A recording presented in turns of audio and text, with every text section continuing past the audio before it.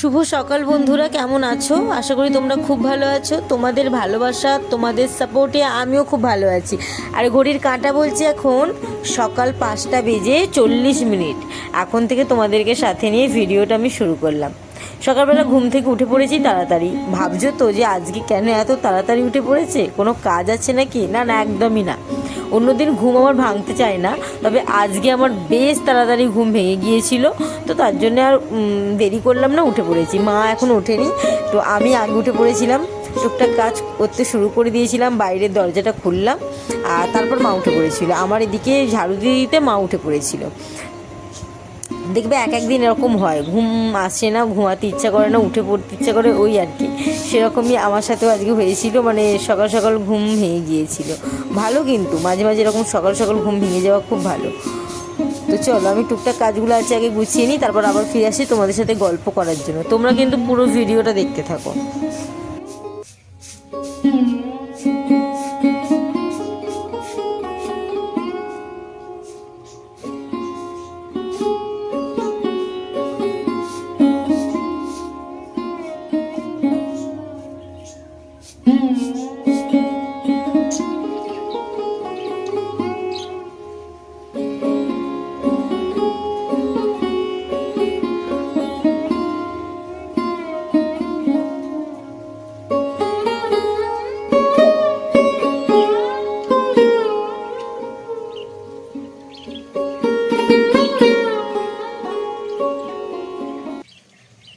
আজকে না আকাশটাকে একটু অন্যরকম লাগছিল। মনে তো হচ্ছিল রোদও বেরোবে না, আবার খুব মেঘলাও করেনি। বেশ ওয়েদারটা ভালো লাগছিল, তবে একটু বৃষ্টি হলে খারাপ হতো না। তবে এক পশলা বৃষ্টি এসেছিল, তাও মাটি ঠিকঠাক ভেজেনি, একদম 2-4 ফোঁটা হয়ে না থেমে গিয়েছিল। তবে আজকে একটু বৃষ্টিটা হলে আমার ভালো লাগতো, কারণ আজকে সকালের দিকে পড়ানো ছিল না। আর পড়ানো থাকলে বৃষ্টি হলে আমার একদম ভালো লাগে না, চারিদিক ভিজে থাকে, আর আমি যে দৌড়টায় পড়াই সে দৌড়টা ঝাপটা দেয়, জানো তো।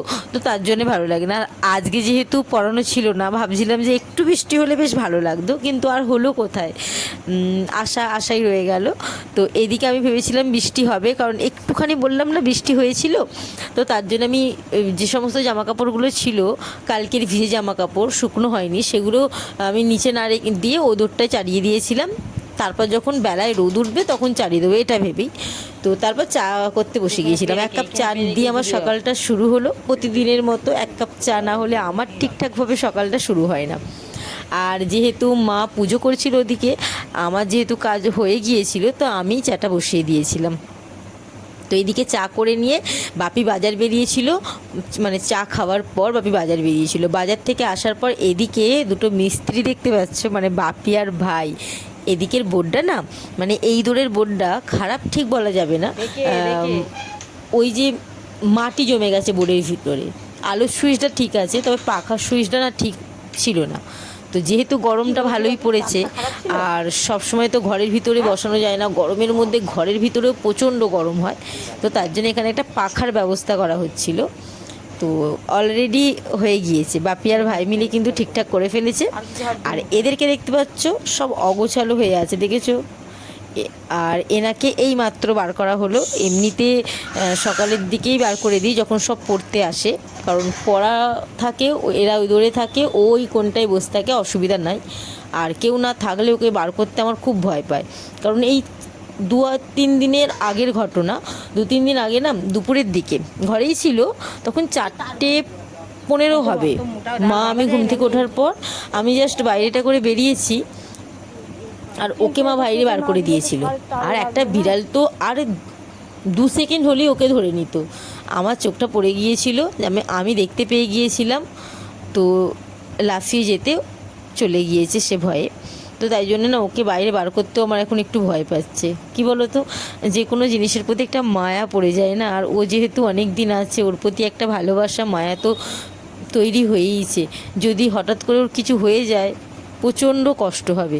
তো যাই হোক, আমি চাইছি ডানাটা ঠিকঠাক হয়ে যাক, আর একটুখানি মানে এখন থেকে না ও আস্তে আস্তে ওড়ার চেষ্টা করছে। একদম আগে উঠতে পারতো না, তবে এখন একটু একটু উঠতে চেষ্টা করছে, আর খুব অল্প অল্প জায়গায় উড়ে উড়ে গিয়ে বসছে একটু উঁচুতে, তবে অনেকটা উঁচুতেও এখনও যেতে পারবে না।